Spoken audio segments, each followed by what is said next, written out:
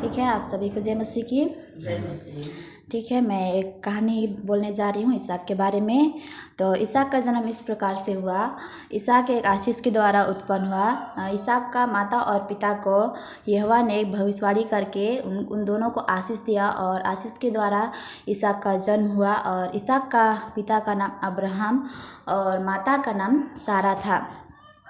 और इसहाक जब बड़ा हो गया, उसका शादी करने का समय हो गया, तो इसहाक के पिता ने एक दास चुना उसका बेटा इसहाक के लिए कन्या ढूंढने के लिए।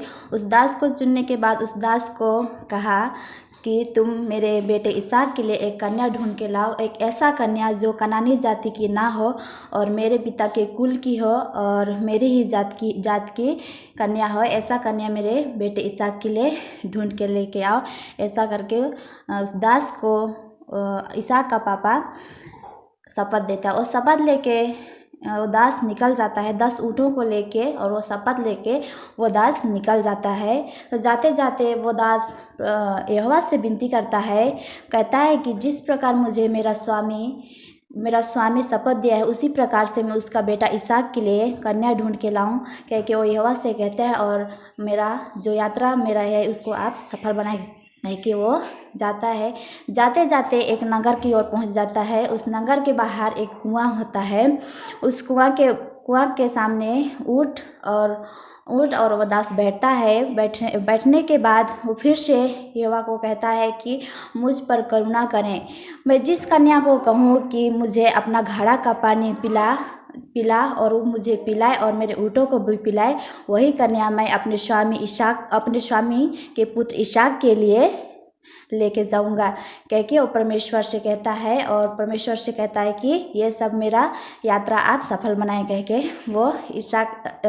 वो दास कहता ही रहता है। उसी समय वो कन्या लोग आते हैं। उस समय सुबह का समय होता है, तो बहुत से कन्या उस कुआं में पानी भरने के लिए आते हैं। तो उसमें से रिबिका भी आती है। और रिबिका जब पानी भरने के लिए जाती है, पानी भर के जब घड़ा में पानी भर के जब ऊपर आती है, तो वह दास दौड़ के जाता है रिबिका से मिलने के लिए, और रिबिका को कहता है कि अपना घड़ा का पानी मुझे दे, कहता है। और रिबिका कहती है कि हे प्रभु पी ले, कह के उसकी और अपना घड़ा झुकाकर उस दास को पानी पिलाती है। और उसके बाद उसके ऊँटों को भी पानी पिलाती है। पानी पिलाने के बाद वो दास अपने थैलों से सोने का गहना निकाल के रिबिका को देता है। और रिबिका से कहता है कि क्या तेरे पिता के घर में हमारे रहने की जगह है?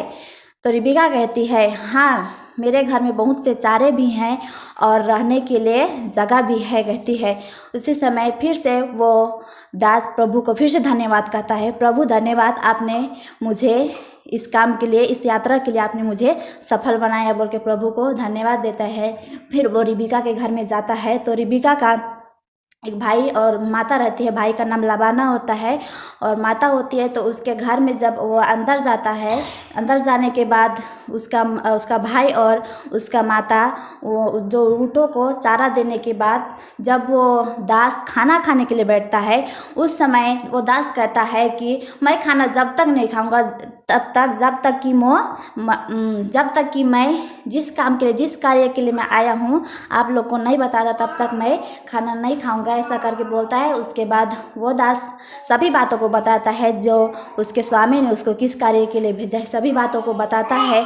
बताने के बाद वो रिबिका का भाई सुनने के बाद कहता है कि तुम यहोवा के द्वारा भेजे हुए दास हो, तो ना तो मैं आपको भला कह सकता हूँ और ना ही बुरा कह सकता हूँ।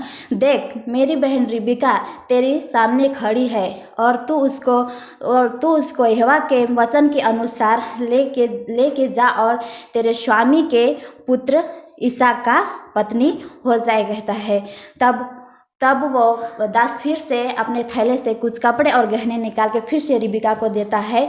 रिबिका को देने के बाद फिर से उसका माता और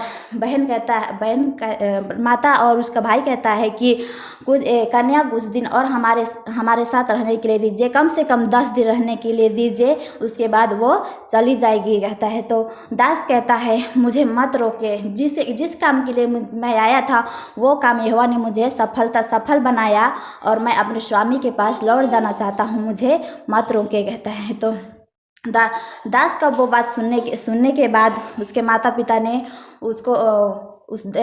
रिबिका को उसका भाई आशीर्वाद देता है।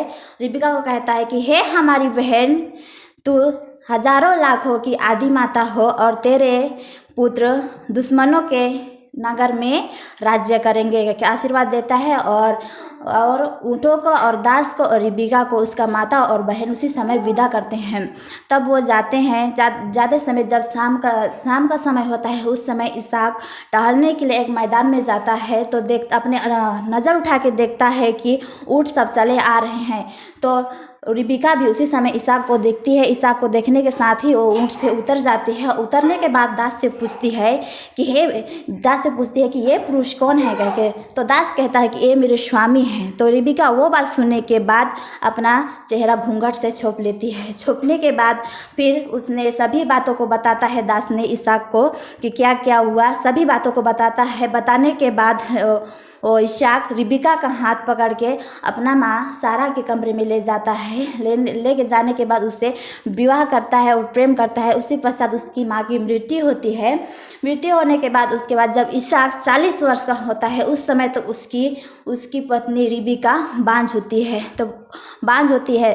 तब इसहाक ने उसकी पत्नी रिबिका के लिए परमेश्वर से विनती करता है और यहोवा उसका विनती सुन के उसका वाइफ रिबिका गर्भवती होती है। जो रिबिका गर्भवती होती है तो उसके गर्भ में जो वंश बच्चा लोग रहते हैं वो लोग आपस में एक दूसरे को लिपट के मारते हैं। तो रिबिका कहती है क्या मैं इस अवस्था में जीवित रह पाऊंगी कह के कहती है और कहती है कि परमेश्वर का क्या इच्छा है, मैं परमेश्वर से पूछ के आऊँगी। क्योंकि परमेश्वर से पूछने जाती है।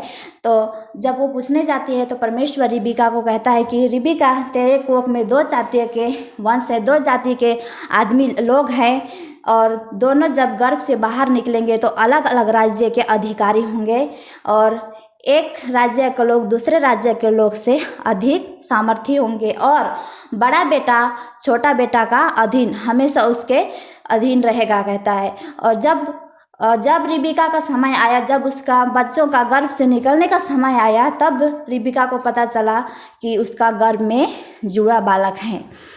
तब जब पहला वाला उत्पन्न होता है, जब पहला वाला पैदा होता है तो वो लाल होता है और एकदम कमल की तरह पूरा रोकमय होता है और बहुत भारी होता है, इसलिए उसका नाम यशव रखा जाता है।